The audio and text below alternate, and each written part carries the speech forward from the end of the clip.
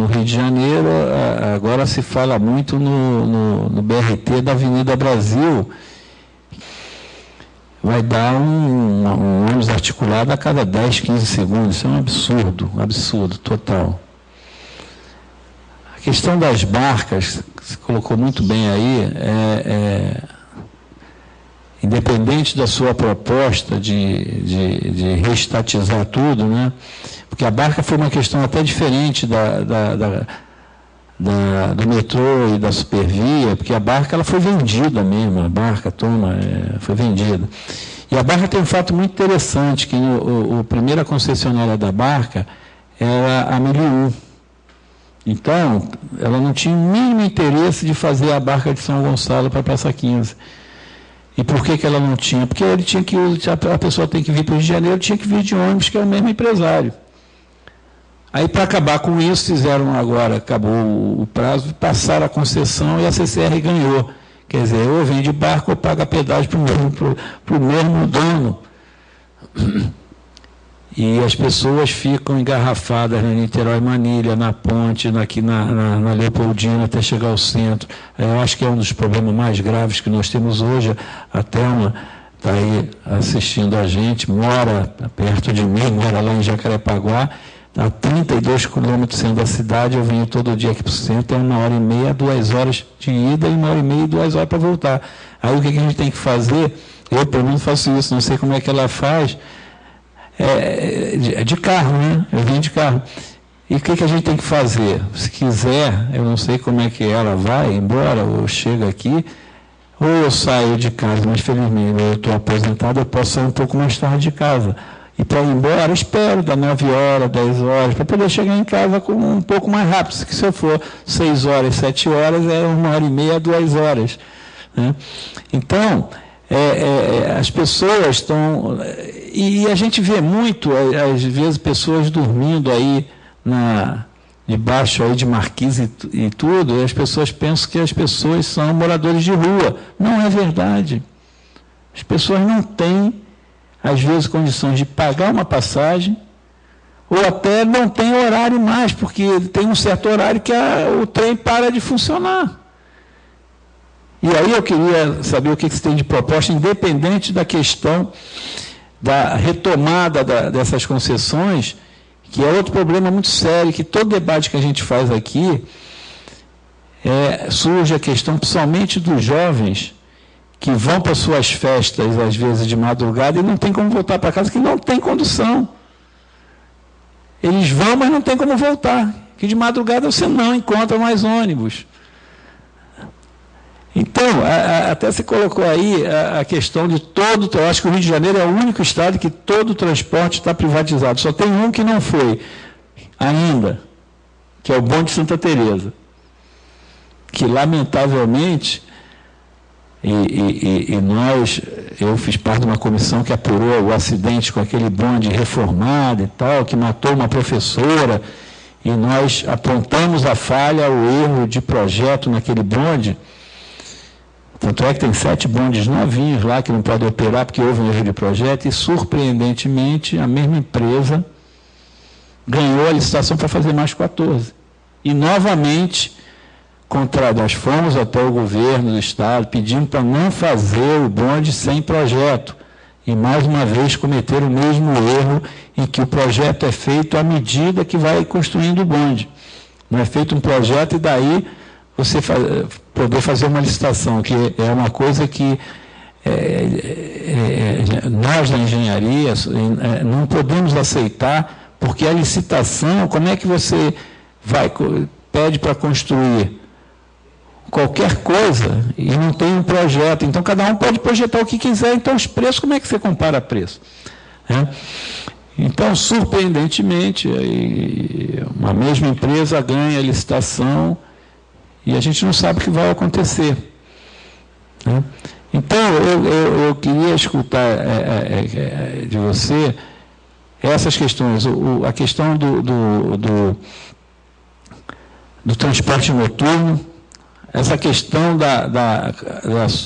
das barcas de São Gonçalo, porque não tem essa barca São Gonçalo, a questão que você deve saber o que está do lado do metrô, da linha 2, você falou da linha 2, o meu filho também pega, no Jacarepaguá, ele vai lá para a linha 2 para pegar, ele não entra no trem da linha 2, ele é jogado para dentro de manhã. Então você conhece bem essa história, e isso é tudo por culpa de uma obra que foi feita aí provisória, que vai ficando definitiva, que o definitivo era passando pela Praça da Cruz Vermelha, mas que, como a empresa fez essa obra, prorrogaram a concessão por mais 20 ou 25 anos, né?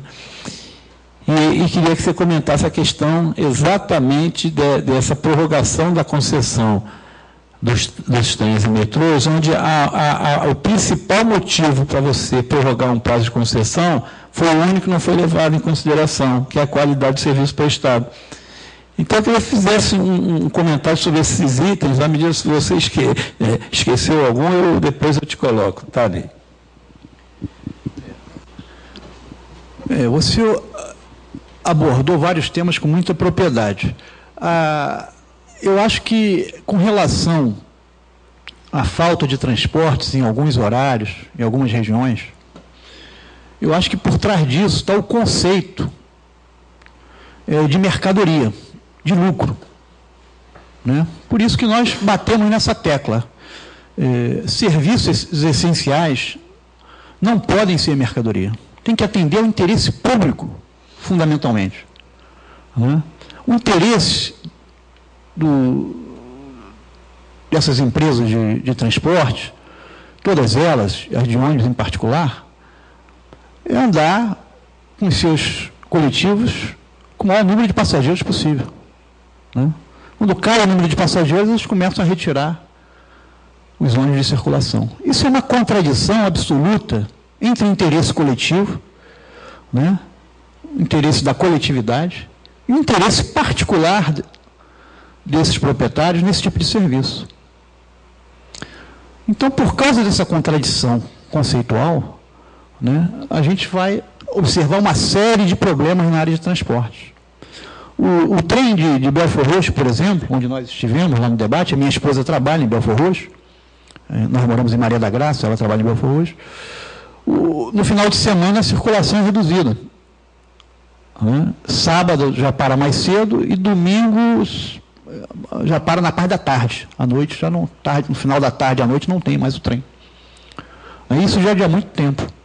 E com as linhas de ônibus, isso é comum, na Baixada Fluminense, nas regiões mais distantes, as linhas somem, né?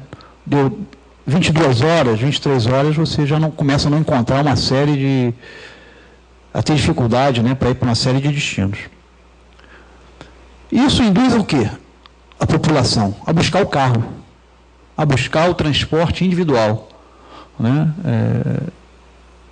E hoje, com a alavancagem financeira, né, se ampliou muito a frota de automóveis, o carro de passeio, né, foi transformado em transporte de massa.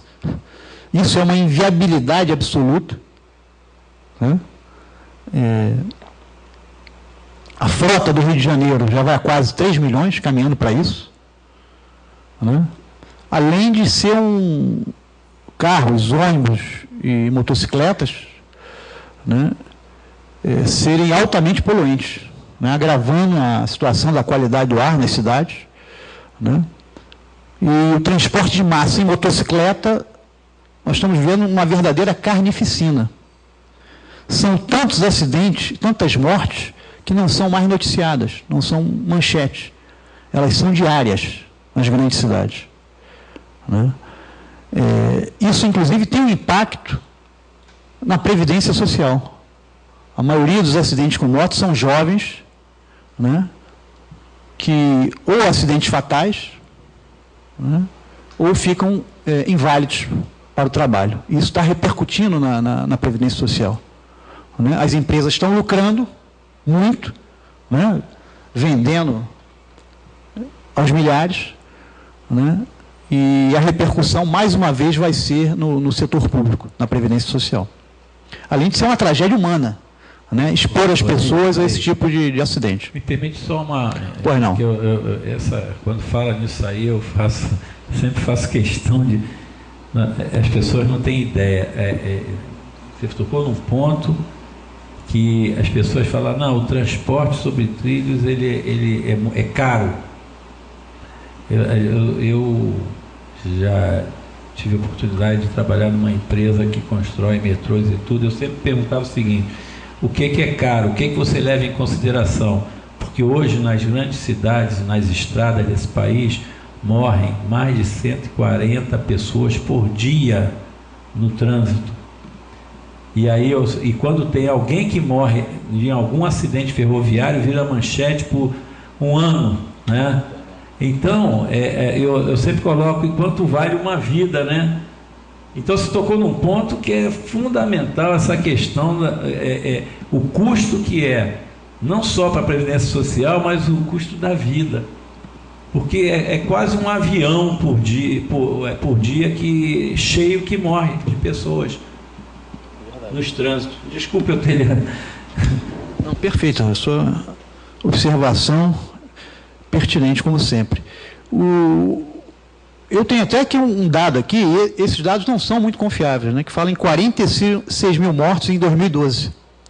Né, mas existe uma série de controvérsias sobre esses dados, que a pessoa sofre um acidente, se não morreu na hora, acho que não entra nessa estatística, e não tem uma estatística sobre os inválidos. Né? Então, é uma área carente de estudos, né, que seria muito importante levantar esses impactos. Né? Você tocou na questão das concessões, da prorrogação, né?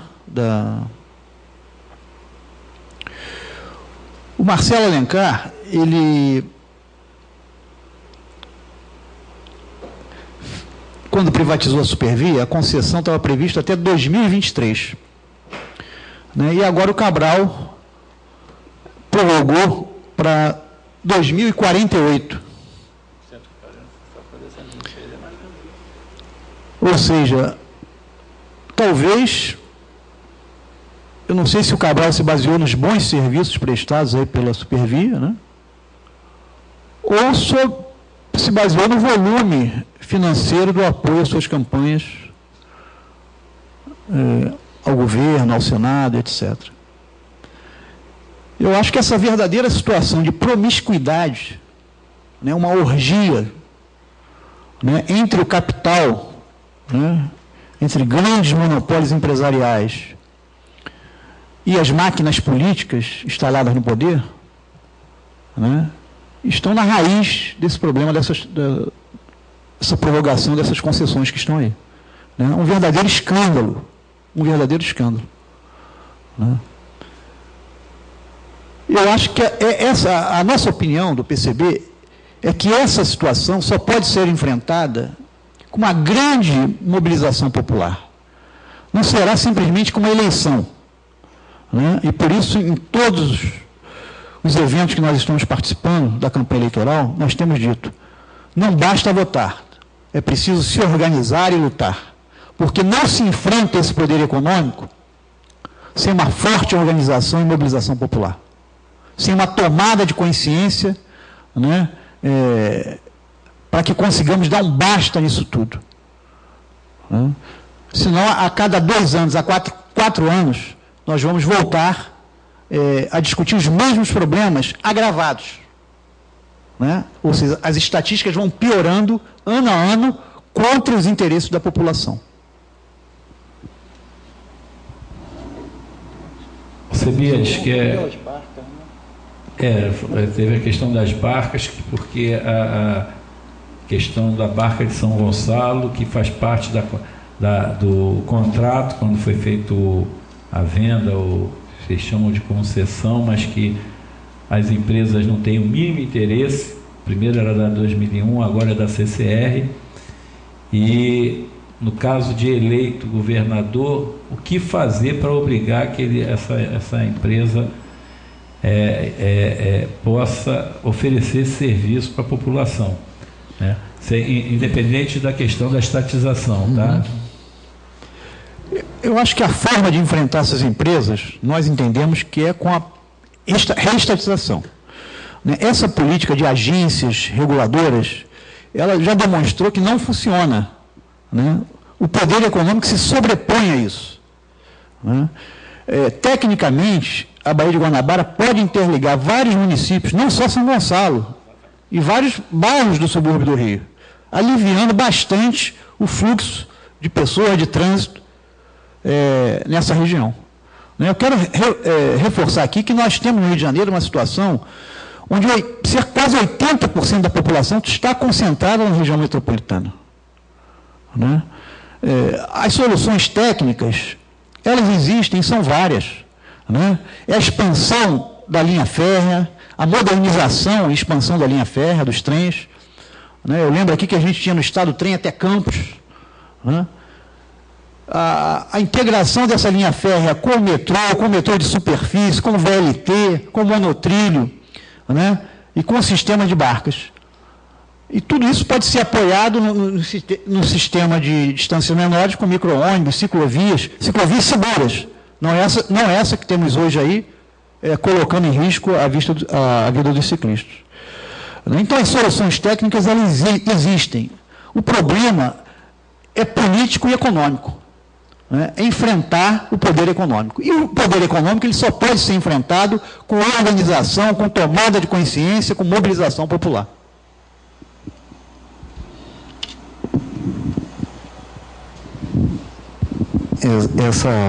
Essa questão do transporte, eu sou simpático à ideia de reestatização do transporte troncal, o trem e o metrô. Eu acho que imediatamente tinha que ser reestatizado, até para você... antigamente, o metrô, quando era estatal, tinha a questão da tarifa. A tarifa, ela era determinada para reprimir demanda, porque quando você tem um transporte rodoviário e um metrô, e você abaixa 10 centavos na tarifa, a população toda migra para esse transporte que é 10 centavos mais barato. Então, essa é uma questão. O transporte rodoviário, a gente tem discutido muito, tem a questão da tarifa zero, tem outras questões que a gente coloca aí, que eu sou muito simpático a ela, que é você tem todo um setor de serviço de transporte rodoviário, quer dizer, os donos de transporte têm lá seus ônibus. Agora, quem tem que ter o controle de onde que esse ônibus vai funcionar, que horário que ele vai funcionar, quantos ônibus vai funcionar, é o Estado.